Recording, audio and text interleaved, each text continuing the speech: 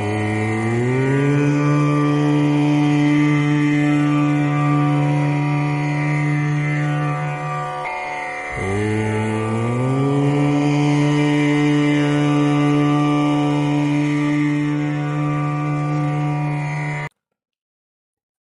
जन्मोत्सव पर आप सभी का दिल से स्वागत है।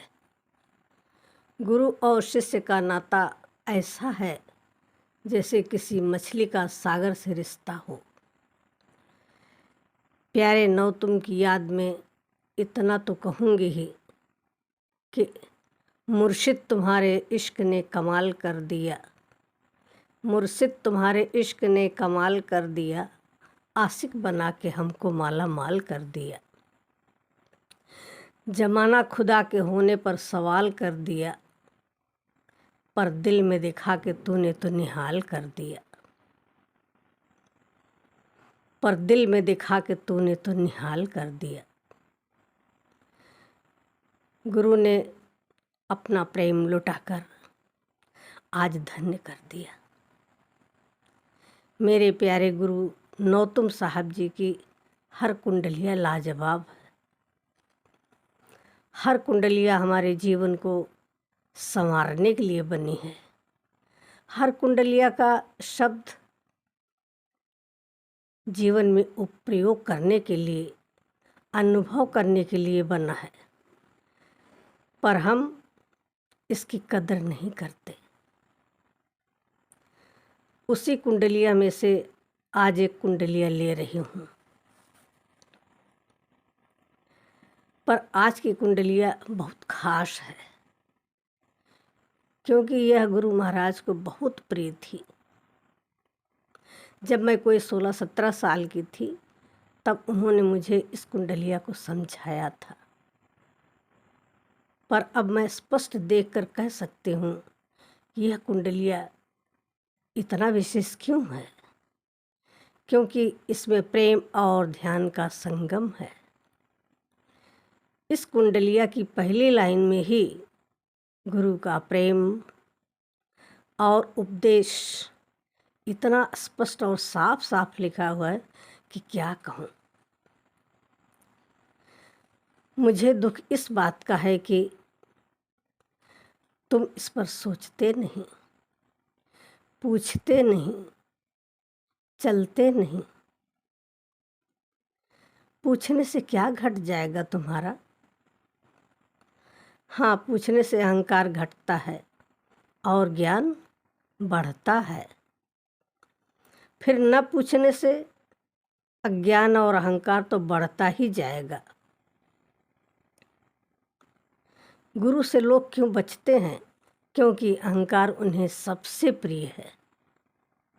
सब घट जाए पर अहंकार न घटने पावे। अहंकार की पूजा तो दमाद से भी ज़्यादा करते हैं। तो जो लोग प्रश्न उत्तर से बचते हैं वे न तो संसार में सफल होते हैं और न धर्म में ही। जो पूछने से जितना बचता है उतना ही भटकता है। गुरु के संग रहकर मैंने इस कुंडलिया को जिया है, अनुभव किया है, स्वाद पाया है। इसीलिए मैं अपने प्यारे गुरु की इस कुंडलिया की दीवानी हूँ और आपको भी परोसना चाहती हूँ। गुरु महाराज कहते हैं, बिरहन खोजे कंत को गगन झरोखे जाए, छोड़े जग की आसना पाँव धरत फिसलाए। पाँव धरत फिसलाए कंत हैं बहुत बिसनिया, साची प्रीत न होए ताहि से करत खिसनिया। तन मन अर्पय शीश तनिक न आलस लावे, छूटी डगमगी नाही कहो कस ठहरन पावे। अब से चेतो नौरतन घरी आए नक जाए, बिरहन खोजे कंत को गगन झरोखे जाए।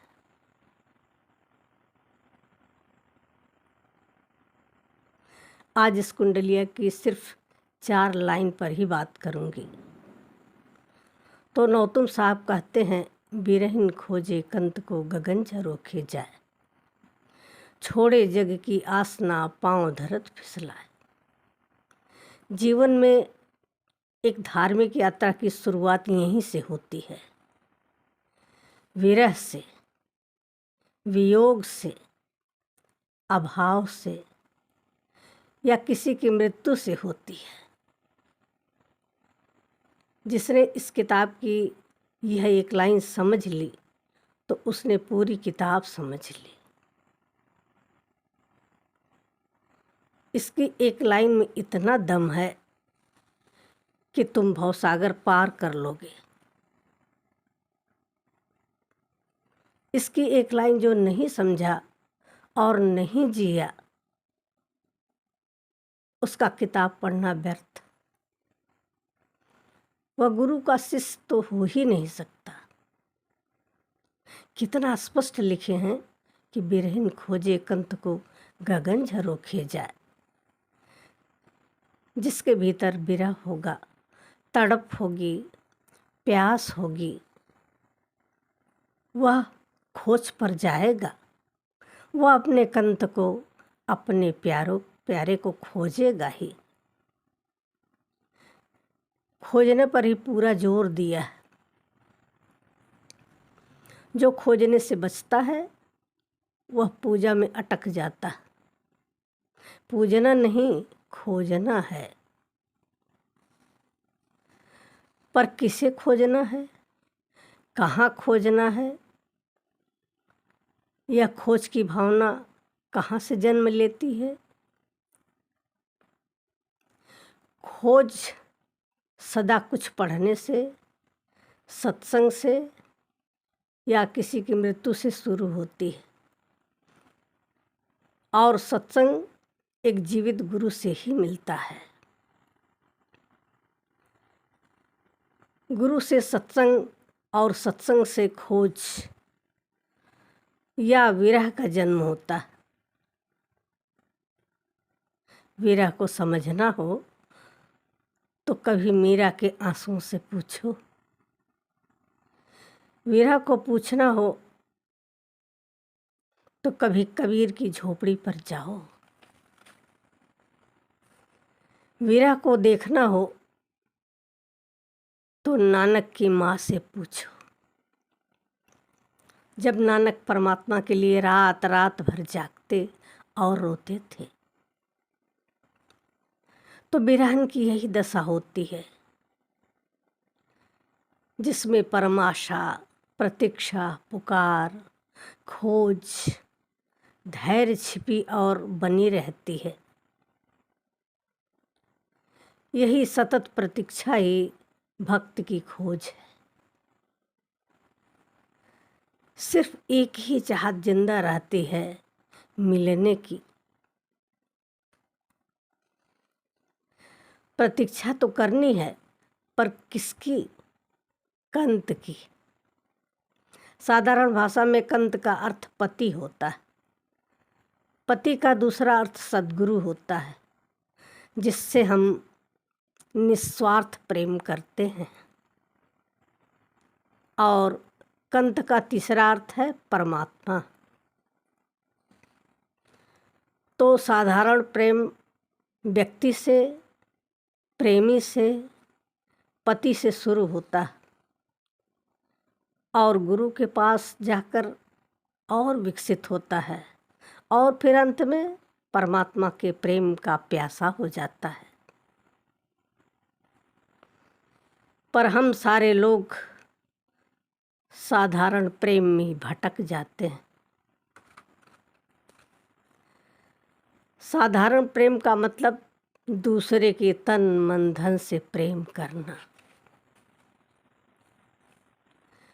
साधारण प्रेम में, कहो वासना में, सिर्फ धन और शरीर के सुख को पाना ही एकमात्र लक्ष्य होता है। हम 1000 उपाय से धन और स्त्री का शरीर पाना चाहते हैं, तो परमात्मा के लिए समय कहाँ बचेगा? जिसने समय दिया उसी के लिए समय नहीं। तो सुख पाने के लिए लोभ और भय सबसे मशहूर उपाय है।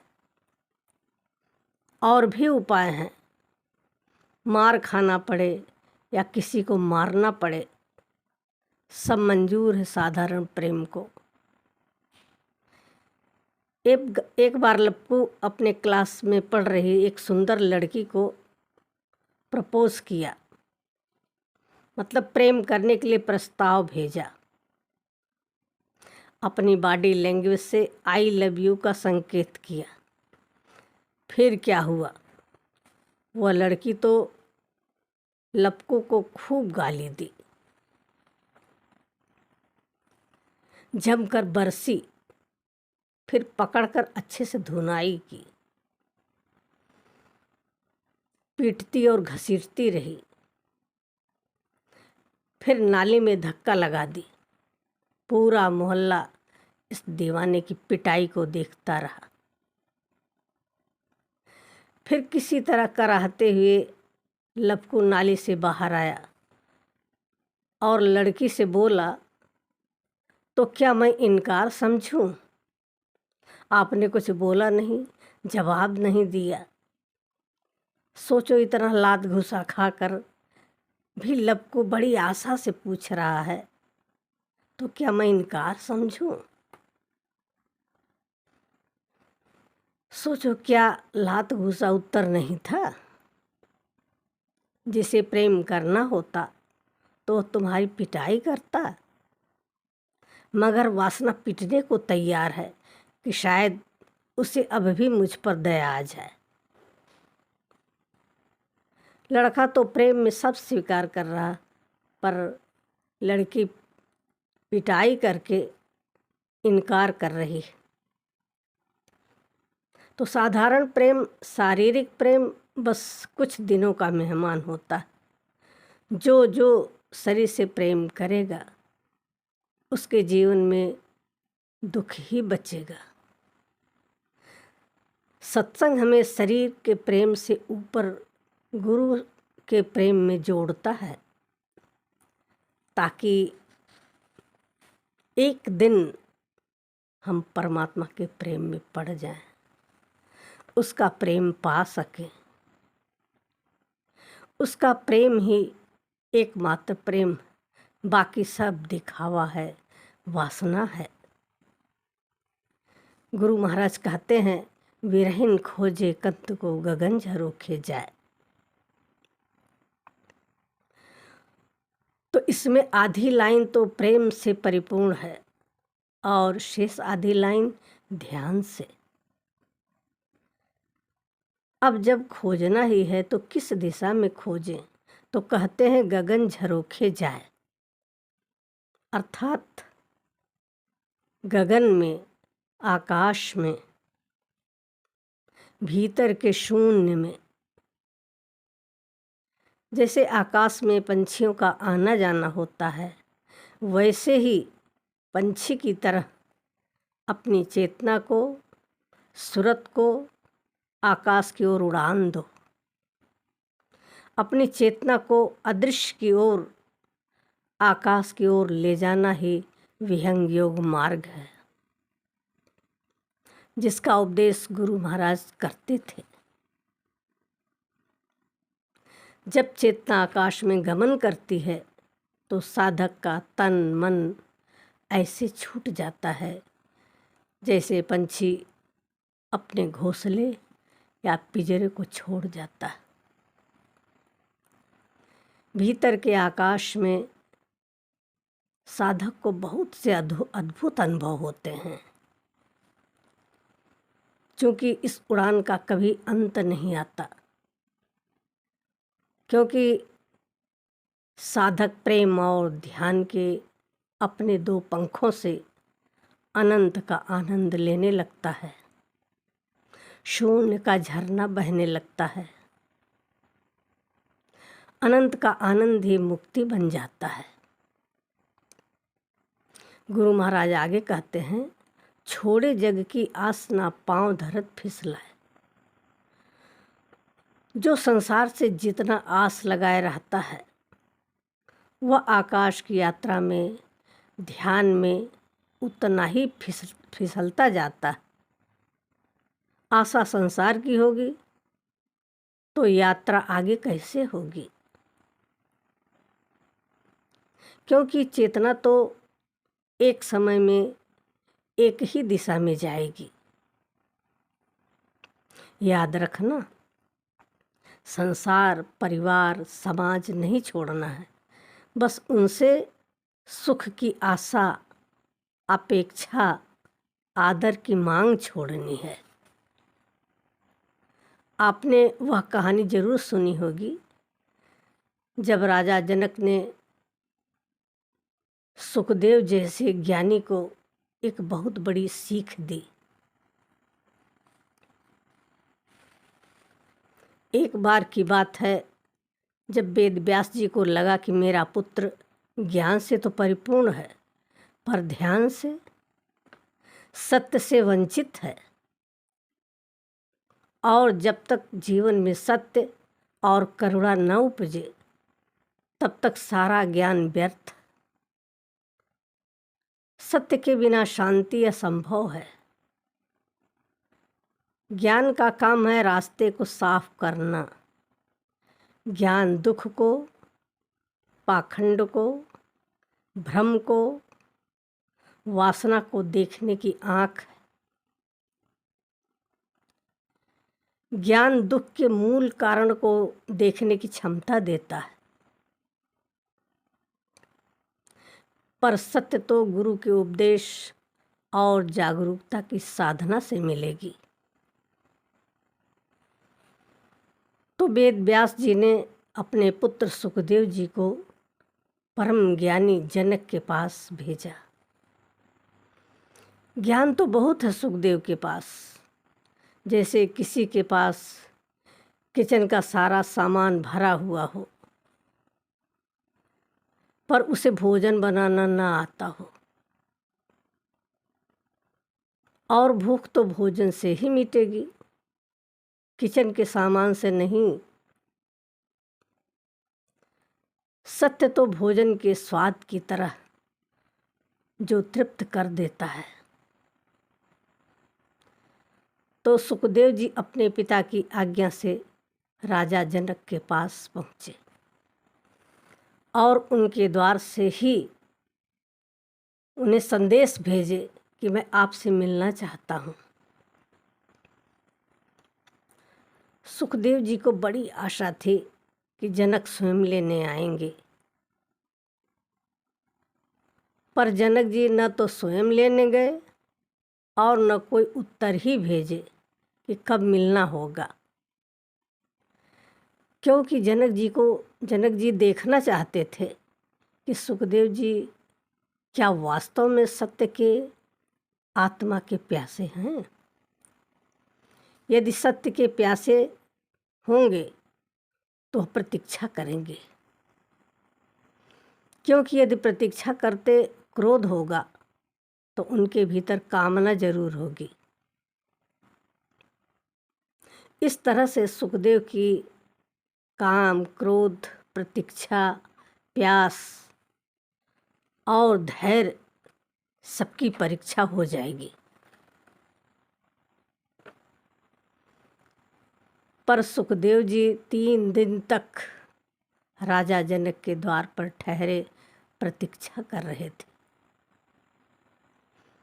और प्रतीक्षा पूरी हुई।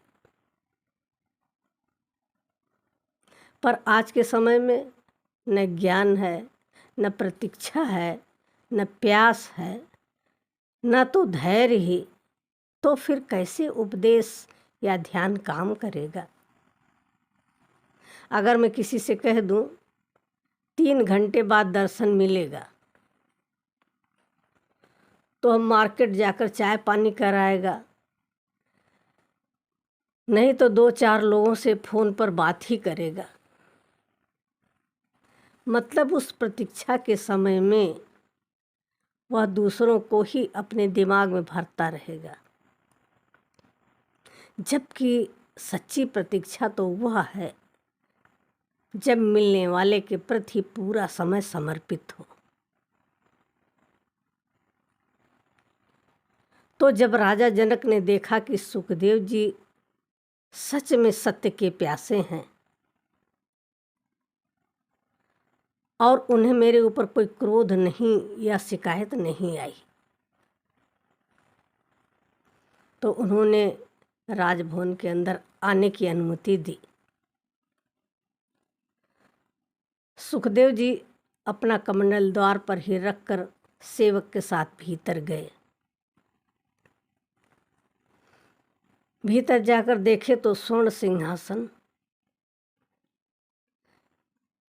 यह स्वर्ण सिंहासन ही उनके ज्ञान को, मन को हिलाकर रख दिया। फिर देखे यह तो पूरा ऐश्वर्य से, सुख साधन से भरा हुआ है। सेवा के लिए सुंदर सुंदर दासियां कतार लगाकर प्रतीक्षारत हैं। सुखदेव जी सोचने लगे कि यह तो राजा इस प्रकार भोग विलास में डूबा हो, भला वह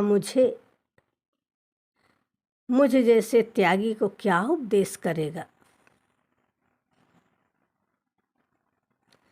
सुखदेव जी की तरह हम सारे लोग गुरु के संबंध में सोचते हैं कि गुरु को ऐसा नहीं ऐसा करना चाहिए, ऐसे नहीं ऐसे रहना चाहिए, ऐसे नहीं ऐसे बोलना चाहिए। गुरु के बारे में सारा निर्णय मन ही मन दे डालते हैं।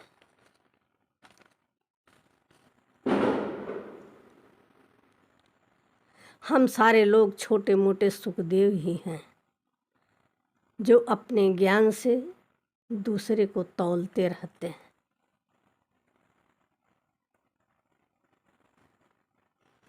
पूरे दिन दूसरे को अच्छा बुरा सिद्ध करते रहते हैं। अब सुखदेव जी के पास भी वेद शास्त्र का ज्ञान पर बोध नहीं है। बोध होता तो राजा जनक का त्याग दिख जाता। उन्हें राजा जनक का शरीर और सिंहासन तो दिख रहा, पर राजा का मन सिंहासन से नहीं बंधा है, सुख की आशा से नहीं बंधा है। यह सुखदेव जी देखने में असमर्थ। ज्ञानी अधूरा ही देख पाता है। तो सुखदेव जी सोच रहे हैं कि यह तो गलत जगह उपदेश लेने आ गया। तभी एक सेवक चिल्लाता हुआ आया और बोला, महाराज नगर में आग लग गई है और राजभवन की ओर बढ़ रही है। पर राजा जनक वैसे ही सुखदेव जी से सत्संग कर रहे हैं जैसे कुछ हुआ ही नहीं। तभी दूसरा सेवक भी आ गया, बोला, महाराज आग राजभवन के द्वार तक पहुंची है, शीघ्रता न की गई तो राजभवन जल जाएगा। जनक जी तो बैठे ही रहे, पर सुखदेव का मन बार बार अपने कमंडल की ओर चला जाता। सुखदेव जी का मन सत्संग से कमंडल की ओर फिसल गया।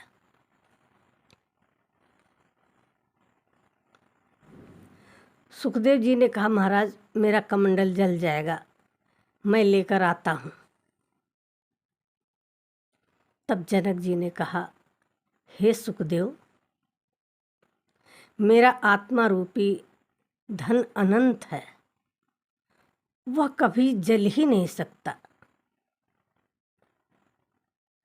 सुखदेव जी को इस घटना से ही बोध प्राप्त हुआ। तब बोले, अब मैं समझ गया कि घर छोड़ने से कोई त्यागी नहीं होता, मन और मोह छोड़ने से सच्चा त्यागी होता है। मेरा मन तो जनक का सत्संग छोड़कर कमंडल पर चला गया, पर जनक का बोध न सिंहासन से और न शरीर से जुड़ा हुआ था। जो मन से आशा से मुक्त है वही मुक्त है। तो ज्ञान और बोध में यही अंतर है। एक को ज्ञान है कि शरीर, मन, आत्मा क्या है, जीवन का उद्देश्य क्या है, सब ज्ञान मस्तिष्क में है। पर राजा जनक को अपनी आत्मा का बोध, अनुभव है।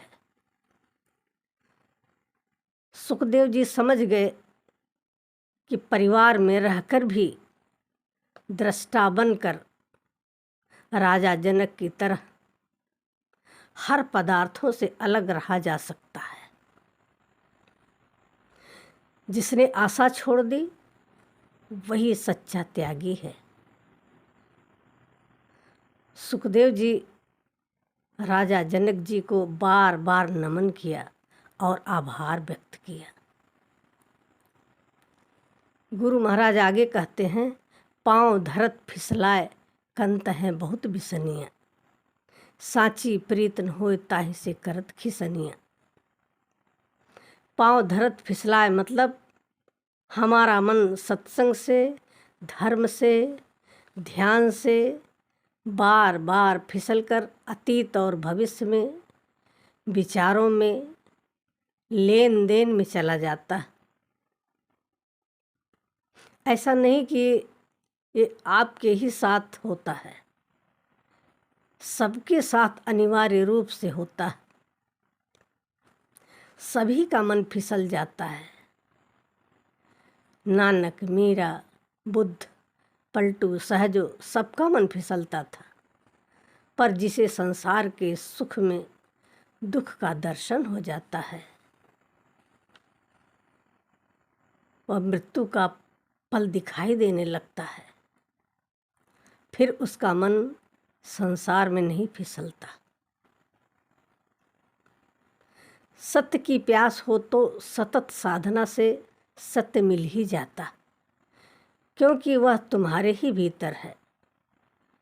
बस गुरु से जागरण सीखना है। पाँव धरत फिसलाए कंत हैं बहुत बिसनिया।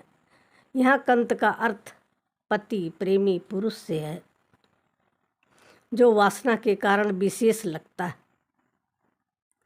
मन जब जब रूप को देखता है तो फिसल जाता है।